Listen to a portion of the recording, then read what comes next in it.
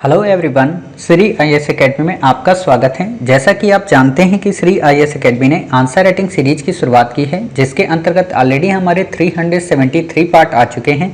ये हमारा पार्ट 374 है। अपने इस पार्ट में हम देखेंगे कि आपके द्वारा हमारे टेलीग्राम चैनल पर किस प्रकार का प्रश्न लिखकर भेजा गया, उसे आपने किस तरीके से लिखा और वास्तव में आपको उसमें किन किन बिंदुओं को ऐड करने की आवश्यकता है। तो चलिए शुरू करते हैं। जैसा कि आप देख रहे हैं, ये प्रश्न आपके द्वारा हमारे टेलीग्राम चैनल पर भेजा गया है। तो सबसे पहले हम आपके इस प्रश्न को पढ़ेंगे, आपके उत्तर को देखेंगे और देखेंगे कि इसे आपने कैसे लिखा है और इसमें किन किन बिंदुओं को ऐड करने की आवश्यकता है। तो आपका प्रश्न है कि वैश्विक महामारी कोविड-19 के कारण भारत में रिवर्स माइग्रेशन की समस्या देखी गई है। ये सामान्य पलायन से किस प्रकार भिन्न है। प्रवासी संकट से उत्पन्न चुनौतियों की चर्चा करते हुए स्पष्ट करें कि इस प्रवासी संकट से निपटने में मनरेगा किस प्रकार से सहायक सिद्ध हो सकता है। ठीक है। फिर आपने बताया है कि सामान्य शब्दों में रिवर्स माइग्रेशन से तात्पर्य महानगरों और शहरों से गांव एवं कस्बों की ओर होने वाले पलायन से है। बड़ी संख्या में प्रवासी श्रमिकों का गांव की ओर पलायन प्रवसन हो रहा है। इस समय भारत में जारी लॉकडाउन के दौरान श्रमिक वर्ग को पलायन जैसी गंभीर समस्या से दो चार होना पड़ रहा है। लॉकडाउन के दौरान होने वाले पलायन सामान्य दिनों के अपेक्षा होने वाले पलायन से एकदम उल्टा है। रोजगार पाने व बेहतर जीवन जीने की उम्मीद में गांवों और कस्बों से महानगरों की ओर पलायन होते देखा जाता है, परंतु इस समय महानगरों से गाँवों की ओर पलायन निसंदेह चिंताजनक स्थिति है। हालांकि सरकार इसके लिए प्रयासरत है। सरकार ने ग्रामीण क्षेत्रों में रोजगार हेतु आत्मनिर्भर भारत अभियान के तहत मनरेगा योजना का बजट 40,000 करोड़ रुपए बढ़ा दिया है। साथ ही श्रमिकों के प्रवसन से कई सारी चुनौतियां उभर कर आई हैं, जो निम्नलिखित हैं। रिवर्स माइग्रेशन से बड़े बड़े औद्योगिक केंद्रों में चिंता व्याप्त, श्रमिकों की पूर्ति न होने पर उत्पादन नकारात्मक रूप से प्रभावित। रिवर्स माइग्रेशन की स्थिति में पंजाब, हरियाणा, उत्तर प्रदेश जैसे राज्यों में कृषि गतिविधियां बुरी तरह से प्रभावित। श्रमिकों के पलायन से महानगरों को प्राप्त होने वाला राजस्व भी नकारात्मक रूप से प्रभावित। रोजगार के अभाव में राज्यों में लूट, डकैती, देह व्यापार, दे नहीं होता है, ये होता है देह व्यापार। ठीक है, देह व्यापार आदि घटनाओं में वृद्धि होगी, जिसने कानून व्यवस्था और छवि दोनों खराब होने की आशंका। देखिए यहाँ पे मैं एक चीज़ बताना चाहूँगा, ये जो वर्ड है ना, ये आपको नहीं लिखना है यहाँ पे। क्यों नहीं लिखना है?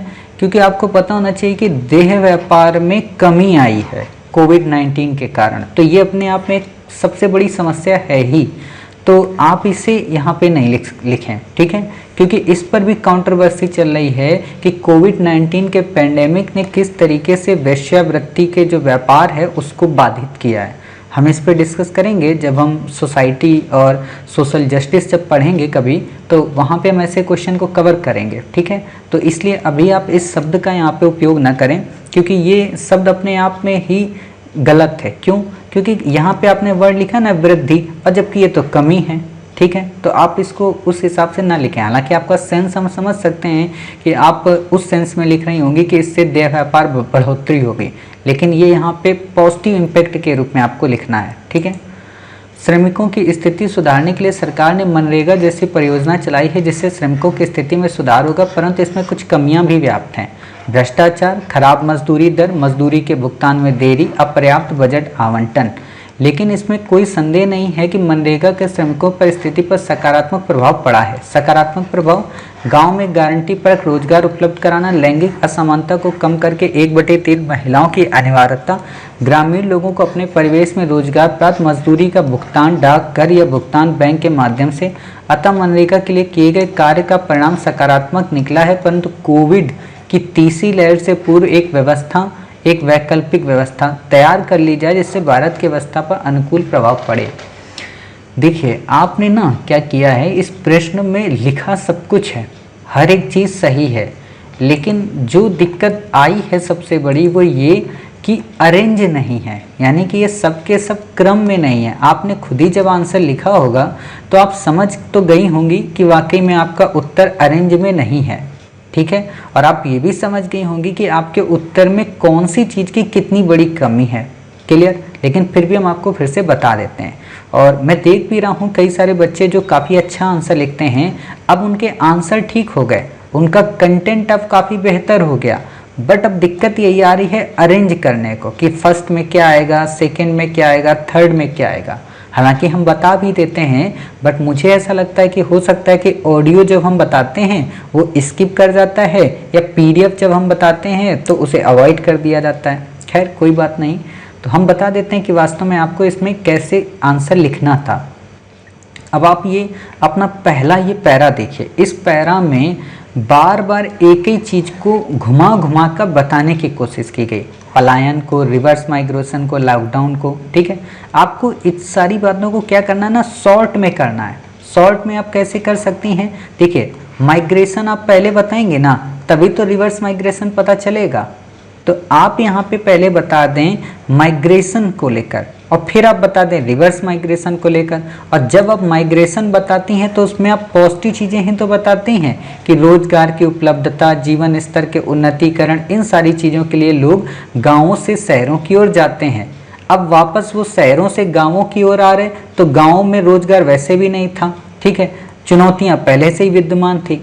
प्रश्न की थीम को समझिए आप। ठीक, अब आपने जब ये बता दिया कि ठीक है रिवर्स माइग्रेशन से कौन कौन समस्या आएंगी, न केवल गाँव में, मतलब जहाँ जा रहे, बल्कि जहाँ से जा रहे वहाँ पे भी, तो आपने उनकी चुनौतियाँ बता दी कि साहब रिवर्स माइग्रेशन से दो तरफा इससे चुनौतियाँ हैं, एक तो गाँव में भी चुनौतियाँ हैं और दूसरा जहाँ से जा रहे वहाँ पे भी चुनौतियाँ हैं। अब आप बताएंगे क्या कि सरकार ने इस संबंध में क्या उपाय किए हैं, यानी कि सरकार ने प्रधानमंत्री अन्नदाता आय संरक्षण स्कीम, गरीब कल्याण योजना, आत्मनिर्भर भारत, लोकल से वोकल, ये सारी चीज़ें की हैं, वेंडर स्कीम लागू की है, लेकिन ये किस हद तक सफल हुई हैं ये आपको नहीं बताना है। यहाँ पे आपको बस इतना बताना है कि हाँ ये इतनी स्कीम की हैं, और उसी स्कीम में आपको मनरेगा का जिक्र कर देना है कि सरकार ने मनरेगा के तहत मजदूरी को बढ़ाया है। अब आप जो ही बताएंगी तुरंत आप मनरेगा के पैरा को शुरू कर दें कि इस समस्या को दूर करने में मनरेगा कुछ हद तक सफल हो सकती है, क्योंकि मनरेगा के कई सारे फीचर हैं। अब आप मनरेगा के फीचर बता दें, जो आपने बताया कि 1/3 महिलाएं हैं, इतनी मजदूरी मिलती है, दिन फिक्स होते हैं।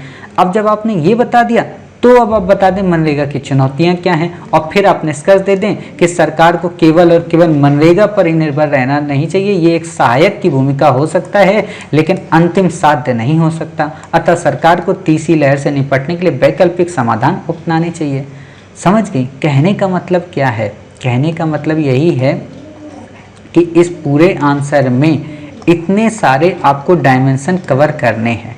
क्लियर? और जब आप इतने सारे डायमेंशन कवर कर लेंगी तब आपका जो उत्तर होगा वो काफ़ी बेहतरीन हो जाएगा। ठीक, तो अब आप यहाँ पे एक काम और करिएगा। एक काम वो क्या करिएगा कि आपने जितनी भी बातें बताई ना इनको क्रम में लगा दीजिए, जो कि मैंने आपको बताया है, आप समझ भी गई होंगी। तो आप इसको क्रम में ऐसे लगाइए कुछ कि जैसे मान लीजिए आप यहाँ पे फर्स्ट टाइम पे बता दें क्या कि फर्स्ट नंबर पे हम बताएंगे पलायन, सेकेंड नंबर पे हम बताएंगे रिवर्स पलायन, थर्ड नंबर पे हम बताएंगे इसके नेगेटिव इम्पैक्ट, फोर्थ नंबर पे बताएंगे गवर्नमेंट के इनिशिएटिव, फिफ्थ पे बताएंगे मनरेगा उसी इनिशिएटिव में से एक, सिक्स में बताएंगे मनरेगा के फीचर, सेवन में बताएंगे मनरेगा की कमियां, एट में बताएंगे निष्कर्ष। अब आपको लग रहा होगा सर 8 आप बोले हो, 8 में अगर हम 3-3 लाइनें भी लिखेंगे तो 21 शब्द होते हैं, और 8 का अगर हम कर देंगे तो 160 होते हैं। तो बिल्कुल हमें इसी से तो 250 में ही तो लिखना है। आप क्या कर सकती हैं कि फर्स्ट, सेकेंड और थर्ड को मिलाकर लगभग 60 वर्ड लिख सकती हैं, थर्ड, फोर्थ और फिफ्थ को मिलाकर आप 25 वर्ड लिख सकती हैं,